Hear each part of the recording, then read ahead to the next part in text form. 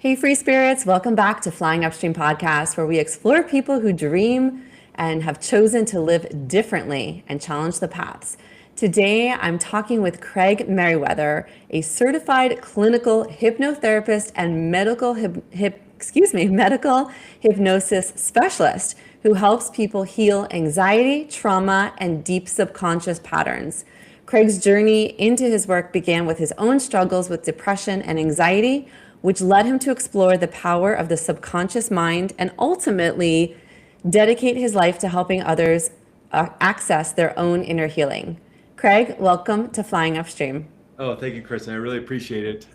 We just got together about a week ago to organize this, so I'm glad we made the time work. I'm looking forward to it. Yes, I'm so excited. Let's go right way back to the beginning. Right. What was life like growing up when you were dealing with depression and anxiety? What was that period of time for you? Well, this is my teenage years, just issues in life, of family and things, a lot of anxiety and depression I was struggling with. But this is the 1980s. I graduated high school in 1985. And so this is the early 1980s. There's no internet and, you know, no texting of your friends. There's no SSRI drugs. There's no Prozac or anything like that. And it was whatever, book you could find at the bookstore or the library or whatever psychotherapist you might find in the yellow pages. And, teenage kid's not going to do any of those probably. And it was really, as we moved into the 1990s, that the kind of personal growth and self-help movement really sprung out because Tony Robbins was becoming very, very popular. And that allowed other people kind of to become, get their books out there. And I really got heavily involved in that area because I wanted to fix myself. I had done some talk therapy and things. It just kind of meandered for me, and I thought, well, Tony Robbins seems very excitable and very happy, so maybe whatever he's doing could help me. And then in the later 1990s, the SSRI drugs came out, and the conversation turned about depression. You can actually talk about it. It was on all the talk shows and the morning shows and radio talk shows. You could talk about it. You talk about it with your doctor, and you didn't have to hide it anymore. And so a lot more information started coming out there. The conversation widened. And one of the things that, even like Tony Robbins and some other people in the personal growth world were talking about, and as the internet comes out in the 90s, one of the things that people were mentioning that could be very helpful in turning around thought patterns and behavior patterns was hypnotherapy, using the power of your own subconscious mind to create healing. And so it was just something I started using in the early 2000s. And so this is kind of a slow drip, as you imagine, from early 80s. I mean, we're talking 20 years of trying to find ways out of this. And it was Yeah. really hypnotherapy that really gave me the biggest boost of repatterning and kind of rewiring, if you will, my brain for new instructions and Yeah. new computer code, I guess, maybe you could say. Before we And get into the hypnotherapy, I'm curious to know what helped you make that shift. What was a moment or a time for you when, maybe you were in your 20s and you had to make that decision to really try to understand and heal what you were experiencing? Was there something that triggered that shift for you? it wasn't the bolt of lightning or the big trumpet blast or anything. It was just, I don't like feeling like this. That's fair. It was just awful. Yeah. I don't like feeling depressed and anxious all the time. And so it was just trying to solve an issue, and talk therapy kind of didn't really help very much for me. And talk therapy can be very helpful, very useful, very healing. But in terms of if you don't really know what the issue is, the core issue is, then resolution can't happen. Yeah. And what's fascinating about moving into and in and of itself, even the kind of personal growth stuff, is like I was doing it, but it wasn't resolving the core issues I was dealing with because they're kind of behind that veil of the subconscious mind. If it's unconscious in the unconscious mind, then How would you know it's there other than the warning signals of anxiety or anger or overwhelm that Right. the body is giving you that there's something wrong, that there's danger somewhere? Yeah, and certainly back in the 80s and 90s and still today, we are taught to just push down those feelings. We're taught Yeah. to say, ignore your instincts, ignore what feels right on the inside, and just really go with making other people happy, make your parents happy, do what they tell you, be a good girl, be a good boy, just kind of in that mentality. And it's really hard to break out of that. You know, it's Yeah. hard to kind of say, like, wait, actually, what I think is more important than what my parents or family or society thinks. It's hard to break out of that mold. Is that what you found too? Yeah, and was this more of lack of information and unable to understand what was happening? Because after a while, it's just like, well, I guess this is just how it's going to be, or this is how people feel. And you see the people that are joyful, happy, and I guess, well, I guess that's just the way it is, or something's different about me, something wrong with me. And so if you get that sense of, well, look at all these happy people having a good time and enjoying life, and I'm not doing that, or I don't feel that way, what is wrong with me? And so that becomes of the big hunt, the big true crime special. So it's like, well, let's figure out what's happening here. Yeah. And that's where a lot of personal growth is. Well, these people seem energized and happy and motivated. And so what are they doing?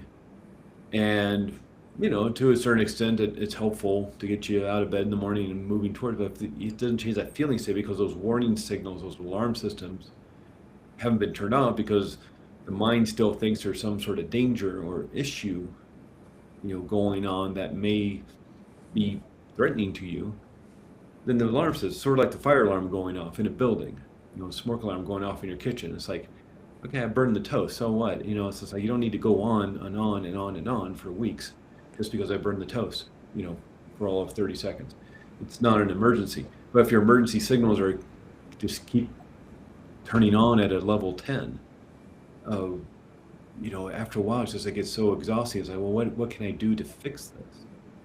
Right. And it was really just, one of the things that people kept talking about is hypnotherapy because, they'd write a book and there'd be, here's the 4 things or, 5 things you can do to change your life. And 4 of them would always be different, but the 5th one was always hypnotherapy. It's like, oh, and hypnotherapy is great because it really can help you access the subconscious mind and create change within behaviors and thought patterns and heal, old emotional wounds that you may not even know you have.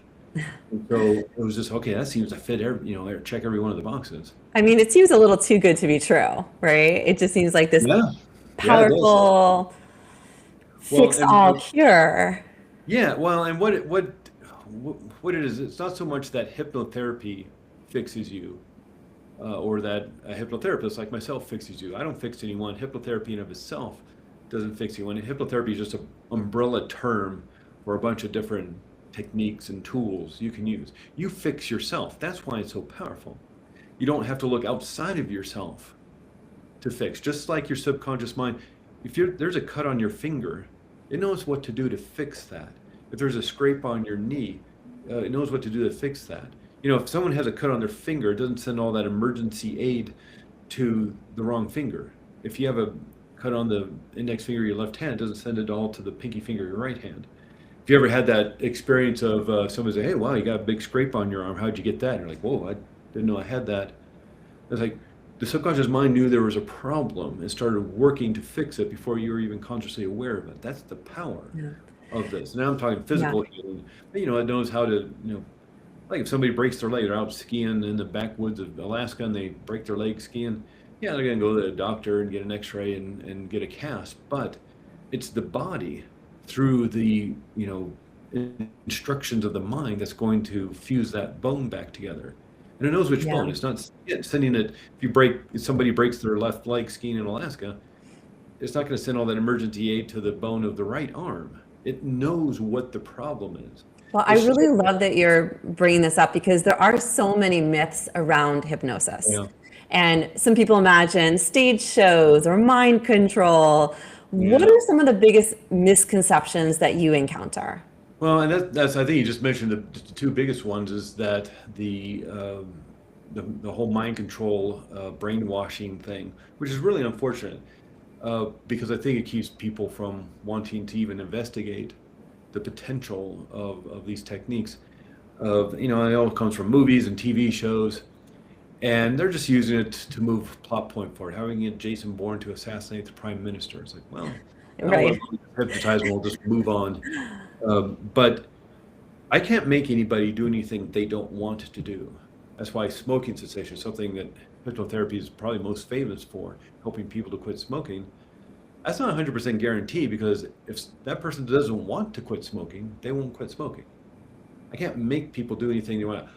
Otherwise I could go into prisons and hypnotize everybody to be law-abiding, upstanding citizens. And I'd shut down the prison system. I could hypnotize my way into the United Nations right now and hypnotize all the world leaders to create world peace. And I'd be that guy who ended war, completely. But I can't do that because people have certain agendas they want in their life, and maybe their wife or their husband say, "Okay, I'm tired of you smoking, the health issues, the money issues, the smell of the all. I want you to stop smoking. I've made an appointment for you with a hypnotherapist." They don't want to quit smoking. They're not going to quit smoking. And so it's that thing of I can't just go up to somebody in the street. You see videos on this on YouTube. They just walk up to apparently some random person asleep and they just kind of keel over. It's like that was rehearsed. That was a setup. That's a little skit they're doing to try to get views and go viral. You can't make I don't dare anybody to do it because I don't want you to do it. But think of what would happen if you just walked up to a stranger and just like sleep. You're going to get punched in the face and that person's going to turn around and run away. Right, right. That's not a thing. And even the shows like the hypnotist shows in Las Vegas or comedy clubs, whatever, everybody that gets up on that stage volunteered to get up there. And even when the hypnotist comes out, who are they picking? Are they picking the introvert in the back of the room, hiding in the shadows, sinking down in their chair, just almost like, oh, I hope they don't see me? Or are they picking the extrovert who's jumping up and down, waving their arms, saying, pick me, pick me. They got there early to sit in the front row so they could be one of the people on stage. One of those two people is going to give a better show because they want to be up on stage. Right. And even if you watch those shows at the very beginning, he'll do the hypnotist, he or she will do some sort of kind of test or introductory trance state thing. And what they're looking for is making sure people can actually do it. Because now you're up in front of people. People get stage fright. And they don't have the time to help somebody relax and they got to go. There's a show. People paid good money to be at the show. And if somebody is nervous and anxious, they're looking for little clues, like the facial muscles kind of slacking and the eyeballs maybe darting around and maybe picking up their arm and dropping it and seeing if they're in a trance state. If they can't do that, they're going to be excused from the stage. And you can see this in some of the videos of people and of their shows. And then what they have left is people who are so excited to be up there that they're willing to move themselves into this trancey, altered state of consciousness and dance like Michael Jackson and sing like Elvis Presley and have a fun show because they want to be part of the show. They want to be star of the show. And they want a funny video to put on Instagram. They want to be funny in front of their friends. And they do. They have a great time. They'll have a big smile on their face. But you can't make somebody do that. Yeah. And I really appreciate you talking about that. You can't make people do this because you've mentioned already a couple times the subconscious mind and that's what really drives our behavior. Right. What role does the subconscious actually play when we're talking about anxiety, fear, or even self-sabotage? Yeah, it plays everything because the subconscious mind's main job is to keep you protected and safe. And so, yes, the subconscious mind is running your digestive system and your immune system and beating your heart. And if you get a cut on your finger, it's fixing that and all that kind of stuff, growing your hair, taking a one-day-old baby to that of an adult. All these things we don't have to think about. It's also holding on to those habits that we have, like tying our shoes and walking down the street and zipping up a jacket and all that kind of stuff. We don't have to think about that stuff, riding a bicycle. We don't have to think about that. That's all stored within the subconscious mind, but its main job is to keep you safe and protected. And it does this by holding on to old hurt and pain, like files in a filing cabinet. And not to make your life miserable. It's not its job. Your body's not against you, your mind is not against you. There may be some hiccups, there may be some stress and some strain, but your subconscious mind is not against you. It just thinks it's protecting you, but it may be using out of date instructions and safety protocols, maybe set up by a child. And That until makes you sense. change those instructions, nothing else changes. And as you move through your day, all the information you bring in through your five senses, what you see, hear, taste, touch, and smell, it gets filtered through that filing cabinet. And if any one of those files kind of registers or triggers the alarm system as being dangerous, or this sort of kind of looks like that old event that happened back in the sixth grade, or when you were 5 years old, or when you were a teenager, the alarm systems are going to go off. Now, instead Mhm. of somebody pulling the alarm, fire alarm in the building, and the sirens go off, the lights go off, we have a warning system, but instead of sirens and lights, we have feeling states. The feeling state of fear, the feeling state of anxiety, the feeling state of anger and overwhelm and worry, these are warnings to, from our body to get our attention that there's something dangerous in our world. Now, kind of one of the issues of being human, maybe not necessarily a problem, but an issue of being human, is the mind can't tell the difference between what's real and what's imagined. And here's where it kind of gets a little, we can get a little tripped up, is that, like, for example, a nightmare in the middle of the night, doesn't matter how realistic or how ridiculous a nightmare may be. It could be a veteran having a PTSD dream about the war, even though the war for them was 30 years ago, but they're having this dream about being back in combat on the front lines. Or maybe something super ridiculous, like a cheeseburger chasing you down the street, throwing coconuts at your head. No, neither one of those scenarios is happening. They're safe and sound in bed.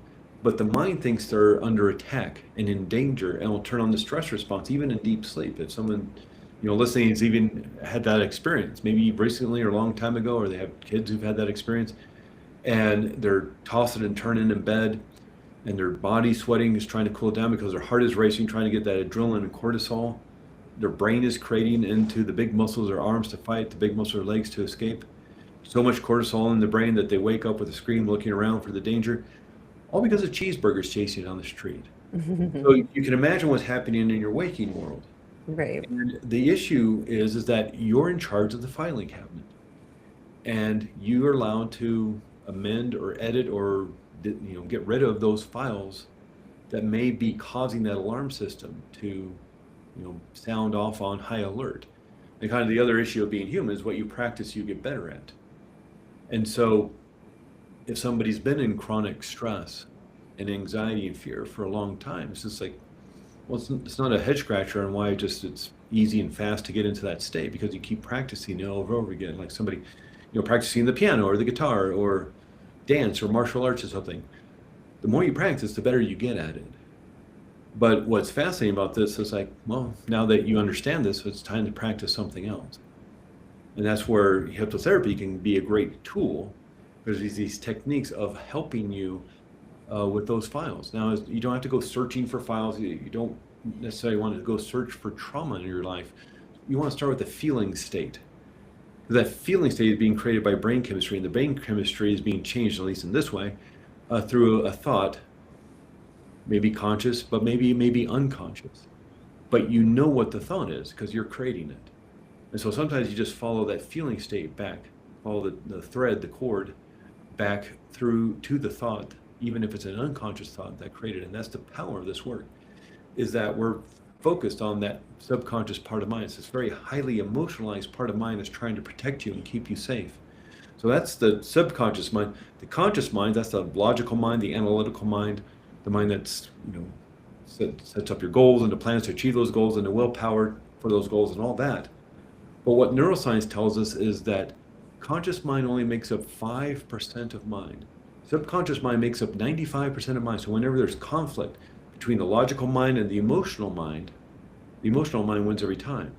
That's why a lot of this stuff doesn't have to make any sense.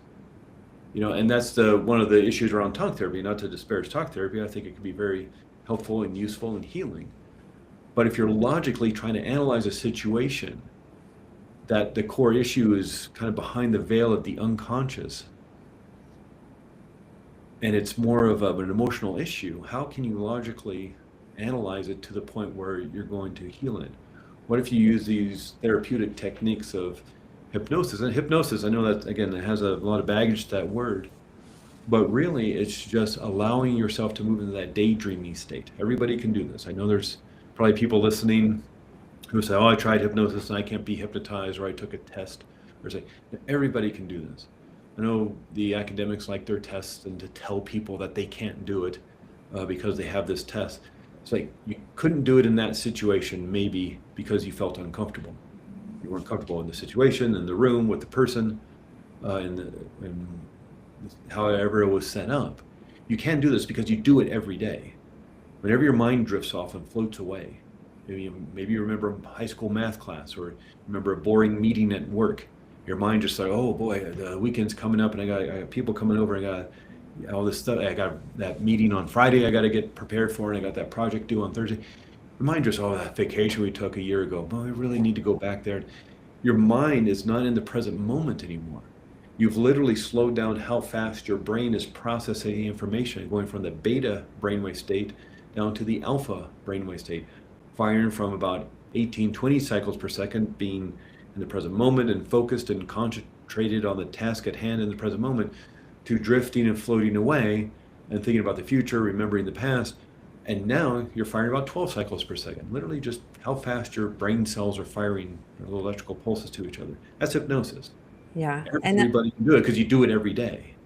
Right. And so all we do is do it on purpose, for the purpose of quieting down that conscious, analytical, logical part of mind, so we can access the subconscious. And you're in charge of that. Yeah. You don't want to do it. If you don't feel comfortable, you're not going to do it. That doesn't mean you can't do it. It means you are in control. And that person couldn't do it to you, because for whatever reason, you didn't feel comfortable, wasn't the right time to do it, or whatever. You were in control. You kept control. And when you're ready to do this healing work, you'll do it. Yeah. Craig, I want to shift gears just for a minute here, because I know you also practice past life regression, which is a topic that really sparks curiosity. Yeah. So I'm interested to know kind of what first led you to explore that, and then how do you approach conversations about consciousness being non-local or about spiritual experiences with clients who may be skeptical? Yeah, generally when the conversation comes up, they already have an interest in the more spiritual side of life. That was one of the interests of my life. I grew up in the Episcopal Church, which is Catholicism light, if people aren't familiar with the Episcopal Church. But I also went to a Baptist high school, so religion was a big part of my growing up years, from pretty much when a baby all the way up to graduating high school. And so the kind of two main focuses of my life were the more spiritual side of life and depression and anxiety. And one group of techniques and tools that help with both sides of the issues of life that I'm interested in was hypnotherapy.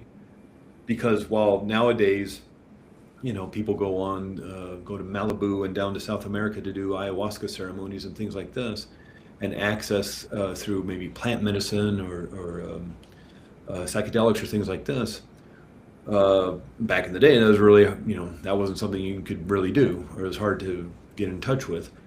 And hypnotherapy is a way to use your own inner skills to access that information.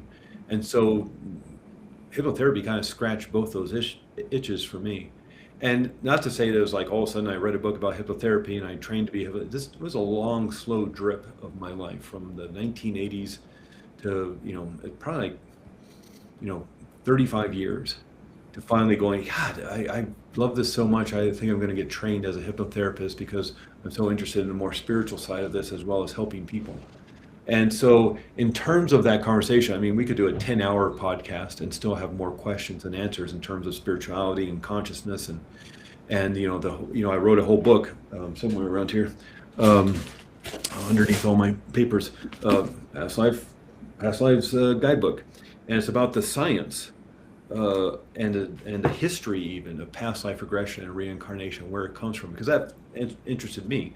But in and of itself, I'm a skeptic. True believer and a skeptic all at the same time. I'm sort of like the X-Files. I want to believe because this stuff fascinates me. And so I wanted to do some research about the science of it, like you just mentioned, consciousness being non-local, and the research the government was doing into remote viewing, and all the issues around, was this as a computer simulation, or is it a holographic universe, or is it a multiverse, and where, when did this idea around past lives and reincarnation start? Even looking at Neanderthal burial sites, and is there any indication they had some thoughts about life after death from how they buried their community or their tribe or their family? And so we started about 50,000 years ago and just kind of moved forward, looking through all the different ways that people around the world and throughout time also engage in reincarnation and past lives, as well as the science and what's going on in the brain, in terms of a lot of the research coming out that the brain is not a warehouse, a storage unit, that warehouse at the end of Raiders of the Lost Ark filled with memories. But the brain is more of an antenna pulling in information, just not unlike my phone here. I have access to all the information in the world, but it's not in my phone. I pull it into my phone through all the ways it does it with cell towers and servers and all that kind of stuff. And so what research has been showing the last years, decades, is that the brain seems to be doing the same thing. That memory is not necessarily, and consciousness is not held within the brain like in a shoebox, but that the brain is an antenna, like on the top of your house we used to have for our TVs, or the rabbit ears on a TV, or the antenna on your car for your radio, and it's pulling in this information, and your brain's acting like a radio or a TV and giving you that information. And so that's what the Past Lives Guidebook's all about. That's what is fascinating about this work. And in terms of a conversation, it's a powerful conversation, because it goes beyond just kind of this, what we see, hear, taste, touch, and smell, and into the realm of the spiritual side of life. And so it can be really fascinating, and it could also be really healing, just not unlike an 80-year-old who is still holding on to hurt and pain from being a child. And I work with people a lot of times with that. And what if you're holding on to it from some other part of a life you've lived? Like, this world is a classroom, and we keep returning again and again, just like moving from the first grade to getting your master's degree at a university. Right. Each grade is a life, and you just keep learning and growing, and again, there's a lot of information. It's not like I'm just kind of making this up or channeling this information or anything. This is coming from research and lots of work people have been doing over the last 60, 70 years. And so Yeah. it's fascinating stuff. Again, we could probably talk for weeks and still have more questions than answers. Absolutely. And it is fascinating. Thank you for sharing that, especially because there is a connection between hypnotherapy and past lives, and it's all connected in one. So I do appreciate you sharing that, so that we can kind of see the bigger picture, that these are not necessarily individual ways of healing or paths forward, but there is a larger connection. Yeah. And before we wrap up today, Craig, I do have a last question for you. If someone listening today is struggling with anxiety or feeling stuck in their patterns that they cannot seem to break, what's one message you would want them to hear? The big message is there's nothing wrong with you. Your subconscious mind is there trying to protect you from something. You may not be consciously aware of it anymore. Maybe you know exactly what it is, but you have the ability to heal. And this isn't, this may sound a little harsh, and it's not meant to, just because of timing. I want to get this out, but this isn't meant to sound harsh. This isn't to blame you or say it's your fault, but you're the one who put all those files in the filing cabinet. Yes, maybe as a child, through a traumatic series of events over years even, and probably unconsciously, certainly you put those files in there. But it actually ends up becoming very empowering, because if you're the one who put those files in there to create the computer code on how to keep you safe and protected and keep those alarms going off, warning you that there's danger in your life, if you're the one who did that, then you're the one who can undo it. And that's the power of this work. Not to look outside of yourself. Yes, if I get in a car accident, take me to the doctor. Don't take me to a hypnotherapist. But Yeah. if there is issues in life that are triggering these warning signals, these fire alarm of anxiety or fear or anger or resentment or overwhelm or worry, your brain is doing that through chemistry and causing that feeling state in your body through the hormones of adrenaline and cortisol and neuropeptides and molecules of fear and anxiety. Again, that can only happen in that way through a thought, conscious or unconscious. You may know exactly what the anxiety is about. You may have no idea. But your subconscious mind does, because it's creating that situation, scenario that the brain has to warn you through the feeling state in your body. So you know why you're doing it. And you're allowed to change it. You're allowed to change the programming. You're allowed to turn down the volume on the anxiety or the anger, or even resolve it completely, whatever needs to happen. And that's why this is such powerful work, because again, I'm not here to fix anybody. And hypnotherapy in and of itself doesn't fix anybody, just like a hammer or a screwdriver or a wrench doesn't build a deck or a gazebo or an addition on your house. You're going to do it using these tools, but you're going to fix it yourself. Because who better to know what the problem is than you? And actually, who better to know what to do about it than you? Beautiful, beautiful. Craig, thank you so Yeah. much for joining me today and sharing your story. I really appreciate the conversation because you did a great job highlighting how powerful the subconscious mind can be and how much of our behavior and emotional life can actually be shaped by patterns that we may not even realize are there. And hearing about your own journey from struggling with anxiety to now helping others access their own healing is incredibly powerful. I really appreciate you taking the time to talk with me today. And thank you again, Craig, for being here. Thank you, Chris. I really appreciate you asking me to be on here. Thank you.